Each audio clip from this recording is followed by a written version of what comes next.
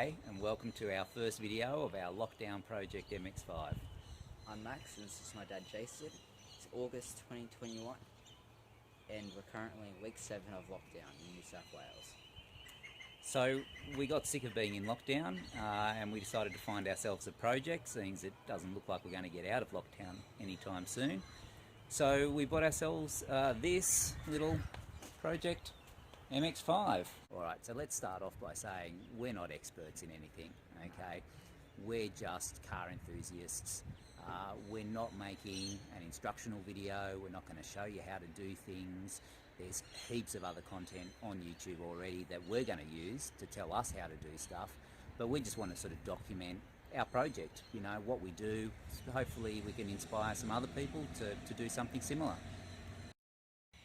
So why an MX5?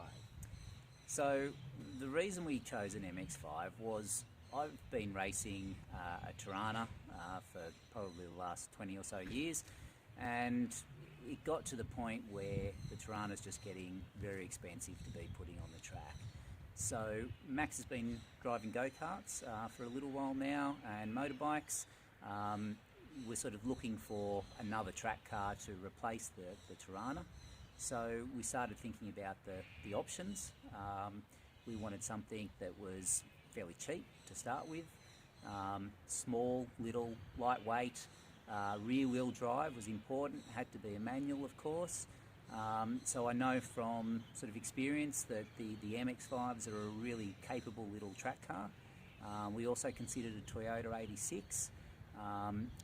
The reason we ended up coming back to the MX-5 was just basically cost. We could get into a cheap MX-5 at a lower price point, which just gives us more money then to spend on the improvements, to put it on the track.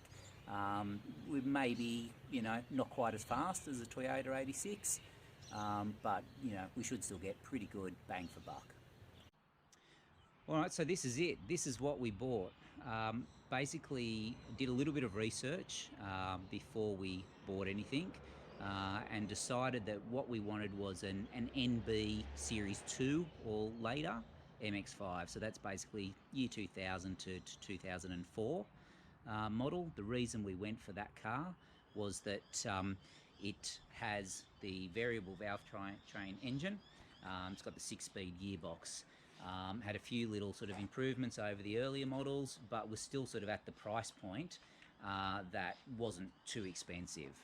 So we basically then searched and found the cheapest NB MX-5 that was on Marketplace, and this is what we got. Now, because we're under COVID lockdown, we couldn't actually go and look at the car, and so we had to work on the phone and over Messenger.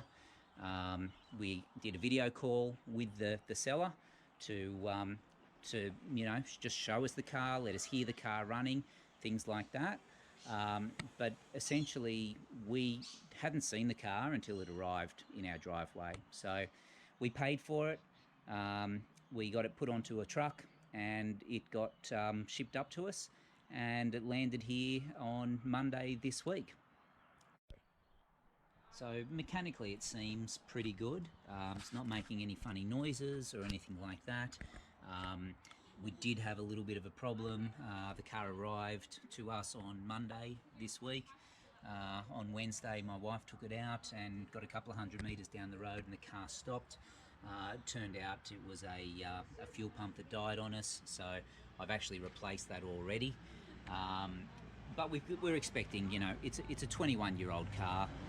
It's done 250,000 kilometres. It's going to have some stuff that's worn out. You know, we're going to go over the car quite thoroughly and, you know, check everything out and replace as much as we need to. Also getting it ready for the track. We're obviously going to be doing some upgrades, so that'll be part of our future videos. So the interior, again, you know, it's pretty gross. Lovely wool, bloody seat covers, dash mats, all sorts of ugly stuff, you know. Again, just needs a good thorough clean and detail, and hopefully it'll come up much better once that's all done. So the first part of the project's going to be just giving the car a good, thorough detailing. Obviously, as I said, it hasn't been well maintained outside. It's filthy, you know, so we just want to give it a good wash. We'll give it a bit of a buff and a clean. Just work out what the actual condition of the paint's like.